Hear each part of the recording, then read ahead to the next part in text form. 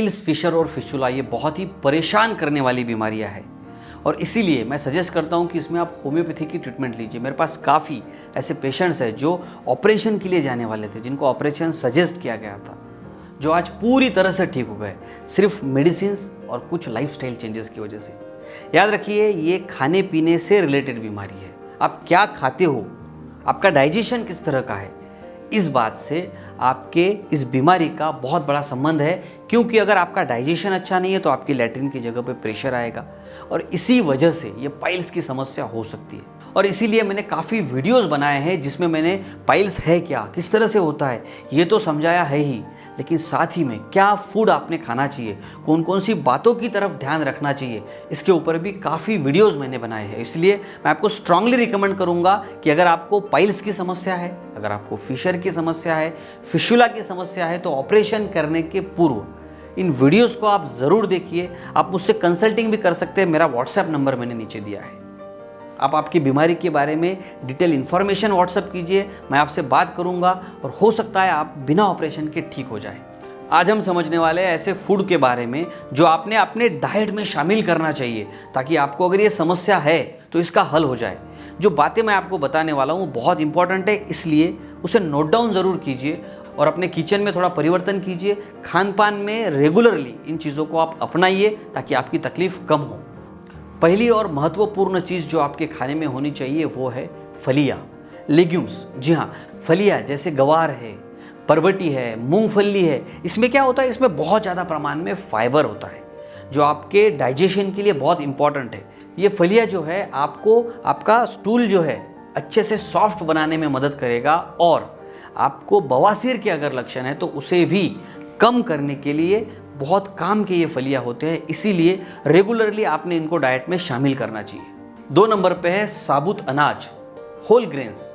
साबुत अनाज जैसे ब्राउन राइस हो गया या फिर ओट मील आप ले सकते हैं, पॉपकॉर्न हो गया। इसमें क्या होता है, इसमें भी ज़्यादा प्रमाण में फाइबर होता है।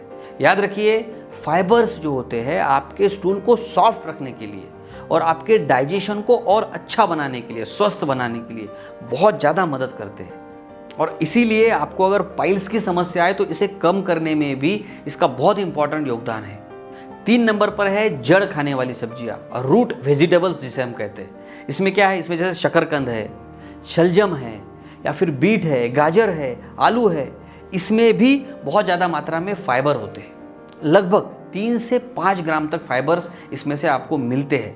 मैं ये फाइबर्स फूड आपको बार बार इसलिए बोल रहा हूँ क्योंकि इससे आपका डाइजेशन अच्छा हो जाएगा, आपका पचन अच्छा हो जाएगा।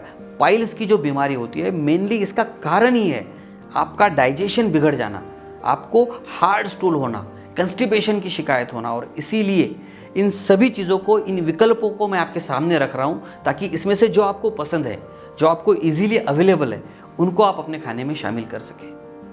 4 नंबर पर है शिमला मिर्च, बेल पेपर। 1 कप कटी हुई शिमला मिर्च अगर आप लेते हैं, 1 कप कटी हुई शिमला मिर्च में 2 ग्राम इतने फाइबर्स होते हैं और 93% वाटर होता है।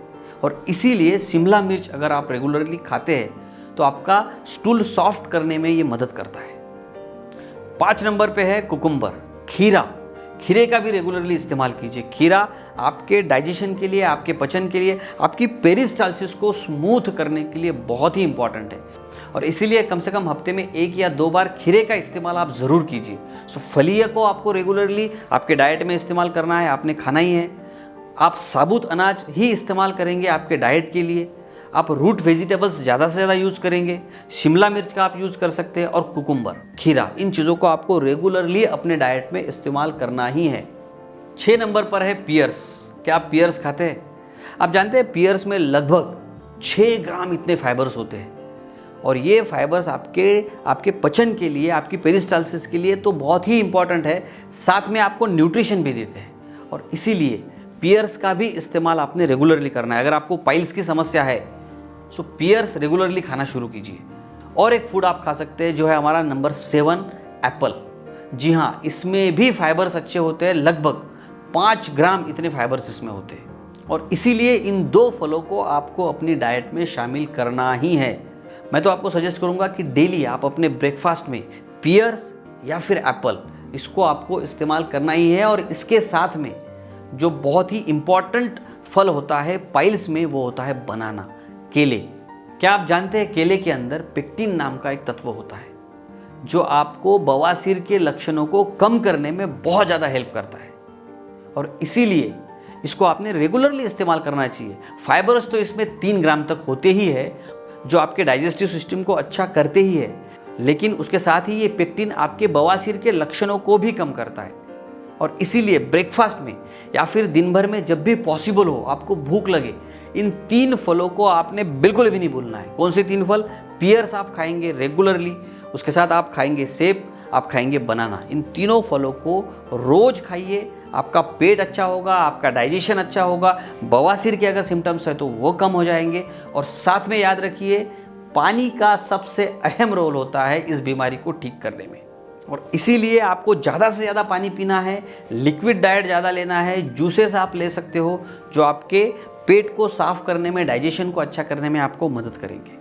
सो आशा करता हूँ इन सभी चीज़ों को आप अपने डाइट में शामिल ज़रूर करेंगे। और अगर आपको पाइल्स की समस्या है तो काफ़ी वीडियोस मेरे हैं पाइल्स के ऊपर, उनको आप देखिए। आपको पाइल्स है, फिशर है या फिशुला है, इसमें अगर फ़र्क समझ में नहीं आता है तो इस वीडियो को मैं आपको रिकमेंड करूँगा। इस वीडियो को देखने के बाद आपको पाइल्स, फिशर और फिशुला में क्या डिफरेंस होता है क्लियर हो जाएगा, उसके डाइट के बारे में क्लियर हो जाएगा। इसकी ट्रीटमेंट लीजिए। तकलीफ़दायक बीमारी ज़रूर है, लेकिन ये बीमारी पूरी तरह से ठीक हो सकती है।